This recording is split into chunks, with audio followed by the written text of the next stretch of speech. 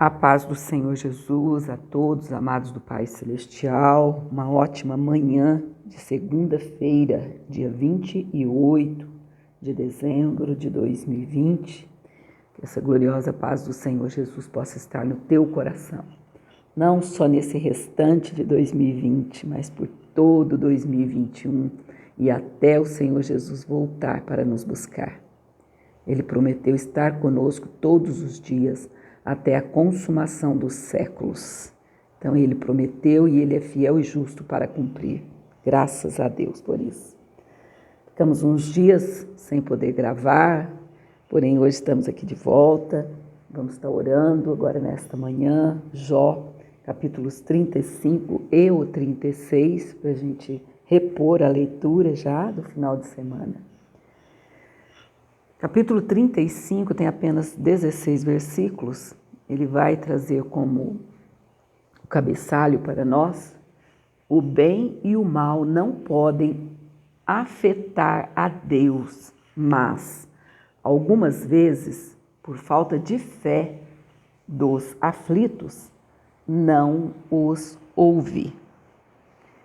Respondeu mais Eliú e disse: tens por direito dizeres: maior é a minha justiça do que a de Deus? Por que disseste: de que te serviria? Que proveito tiraria mais do que do meu pecado? Eu te darei resposta, a ti e aos teus amigos contigo. Atenta para os céus e vê, e contempla as mais altas nuvens, que estão mais altas do que tu. Se pecares, que efetuarás contra ele? Se fores justo, que lhe darás ou que receberá da tua mão? A tua impiedade faria mal a outro tal como tu, e a tua justiça aproveitaria a um filho do homem. Por causa da grandeza da opressão, eles clamam. Eles clamam por causa do braço dos grandes. Mas ninguém diz: onde está Deus que me fez?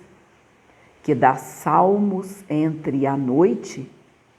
Que nos faz mais doutos do que os animais da terra e nos faz mais sábios do que as aves dos céus? Clamam, porém ele não responde, por causa da arrogância dos maus. Certo é que Deus não ouvirá a vaidade, nem atentará para ela o Todo-Poderoso. E quanto ao que disseste, que o não verás, juízo há perante ele. Por isso espera nele. Mas agora, porque a sua ira ainda se não exerce, nem grandemente considera a arrogância. Logo, Jó em vão abre a sua boca e sem ciência multiplica as palavras. Então vemos aqui mais uma fala do Eliú contra Jó. Eu fico imaginando, nós terminamos ontem esse trimestre de 2020, aliás, seria o trimestre para ser de setembro a dezembro, né? Porém, agora que estudamos essa lição e falando sobre o livro de Jó, um estudo sobre o livro de Jó, um estudo minucioso, e o quanto esses amigos, como eu sempre digo, amigos entre aspas, porque amigos dessa forma ninguém precisa, não é? Que só souberam acusar a Jó de algo que ele não devia. Então é muito difícil para o ser humano passar por lutas e acusações ao mesmo tempo. Porém, Jó nos dá um exemplo glorioso de como vencermos as acusações do inimigo e sermos fiéis e leais ao nosso Deus até o final. Se não estamos em pecado, não estamos em pecado. E ponto final. Não adianta muitas vezes até algumas profecias, entre aspas, vindo contra a sua pessoa. e você ter que aceitar algo que não é verdade. Portanto, uma profecia dessa natureza não é verdade, não é? Capítulo 36 ainda vai falar sobre Eliú, que diz assim: Eliú justifica a Deus e diz a Jó que o seu pecado estorva a bênção dele, a bênção dele. Prosseguiu ainda Eliú e disse: Espera-me um pouco e mostrar-te-ei que ainda há razões a favor de Deus. Desde longe repetirei a minha opinião e ao meu Criador atribuirei a justiça. Porque, na verdade, as minhas palavras não serão falsas. Contigo está um que é sincero na sua opinião. Eis que Deus é muito grande, contudo, a ninguém despreza. Grande é em força de coração. Não deixa viver ao ímpio e faz justiça aos aflitos. Dos justos não tira os seus olhos. Antes, com os reis no trono os assenta para sempre. E assim são, exaltados. E, se estão presos em grilhões e amarrados com cordas de aflição, então lhes faz saber a obra deles e as suas transgressões, porquanto prevaleceram nelas. E revela isso aos seus ouvidos, para seu ensino, e lhes diz que se convertam da maldade. Se o ouvirem e o servirem, acabarão seus dias em bem e os seus anos em delícias. Porém, se o não ouvirem, a espada serão passados e expirarão sem conhecimento. E os hipócritas de coração amontoam para si a ira, e amarrando-os ele, não clamam por socorro. Eles morrem na mocidade, e a sua vida perece entre os sodomitas. Ao aflito livra da sua aflição e, na opressão, se revela aos seus ouvidos.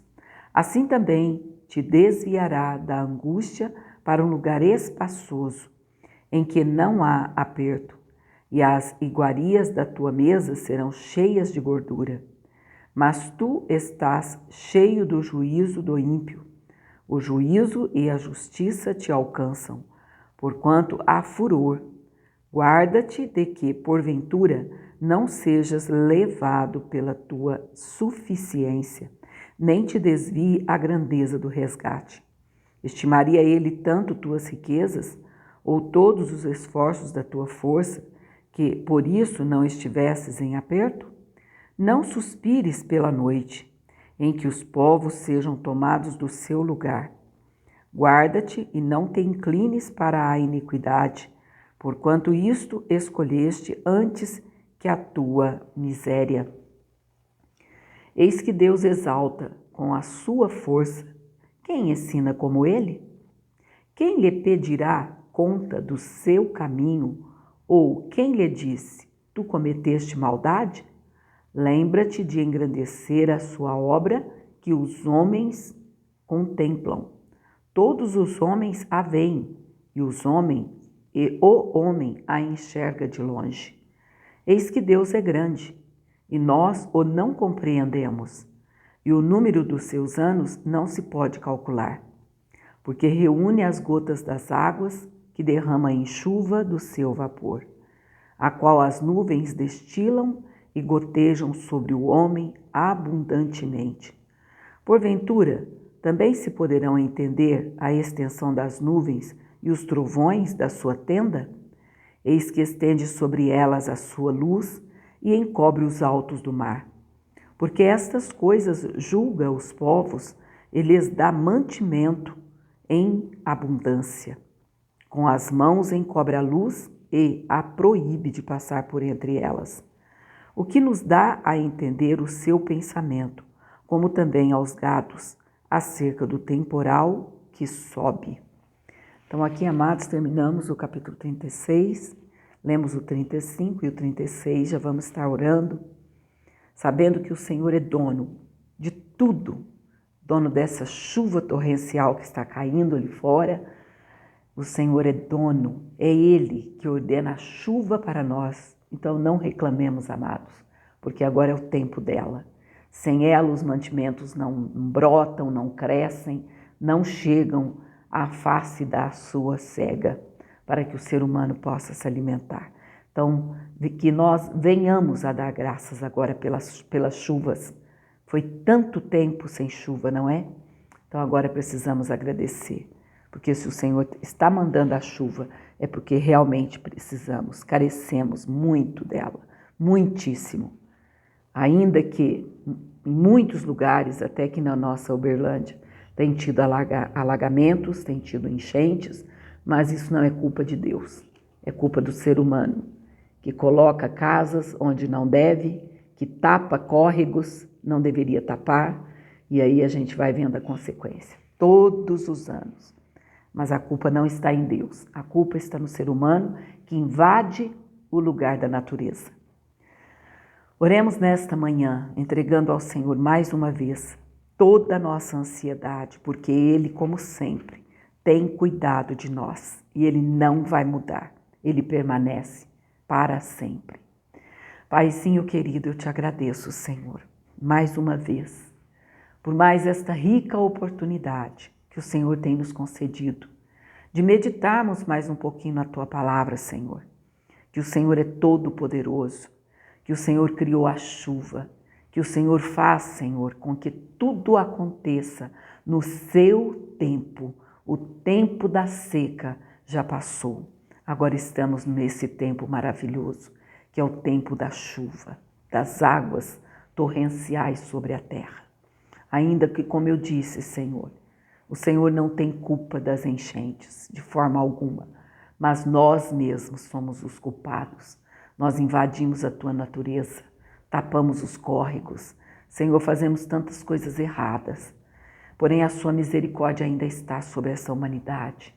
Ainda que tantas coisas, Pai, tantas catástrofes naturais tenham acontecido por culpa simplesmente do ser humano. Porém, o Senhor ainda tem segurado. Ah, Deus, cada um que ainda se encontra com vida nesta manhã, é porque o Senhor tem colocado a Tua mão santa e tem nos guardado. Muito obrigada, Paizinho, por esse ano que já está se findando. Ah, Papai querido, quantas lutas, quantas adversidades passamos neste ano, quantas perdas, Senhor, irreparáveis. Porém, o Senhor prometeu estar conosco todos os dias, até a consumação dos séculos. E nós cremos nesta palavra. Pai, temos lido e meditado nesta manhã mais acusações contra o Teu servo Jó. Porém, em tudo ele foi fiel, e o Senhor lhe deu a sabedoria do alto para responder à altura aquelas mentiras, Senhor, que os seus amigos, Deus, traziam à tona, insistindo que ele estava em pecado. Porém, o Senhor sabe o coração. Ainda que o nosso coração é malvado, a Tua palavra diz que o nosso coração, ele é malvado, ele é cruel. Porém, aqui, Senhor, o Senhor já tem feito morada. O Senhor já tem transformado, porque o Senhor é o Deus que por nós tudo executa. O Senhor é o Deus que nos tira o coração de pedra e coloca um coração de carne. E lá dentro desse coração o Senhor faz o seu trono. É por isso que sabemos, Paizinho, que nada vem de nós, mas tudo é pela misericórdia, pela graça salvadora do Senhor em nossas vidas. Eu peço, Senhor, que nesses dias o Senhor não permita perdas, Senhor, no nosso meio. Tem misericórdia de nós, Paizinho. Ajuda-nos a superar tudo isso, Senhor. Está tão difícil, Papai. Deus, eu peço mais uma vez, Senhor. Vai confortando, vai consolando, ó doce Espírito Santo do Senhor, a todo o coração, meu Pai, enlutado nesta manhã. Olha, meu Pai, cada um deles, dentro da nossa cidade, do nosso estado, da nossa nação e mundo afora. O Senhor sabe quantas vidas foram ceifadas de ontem para cá. O Senhor sabe. Contemple esses corações nesta manhã, Papai. Bálsamo de Gileade, vai confortando, vai consolando o Senhor a cada coração. Eu peço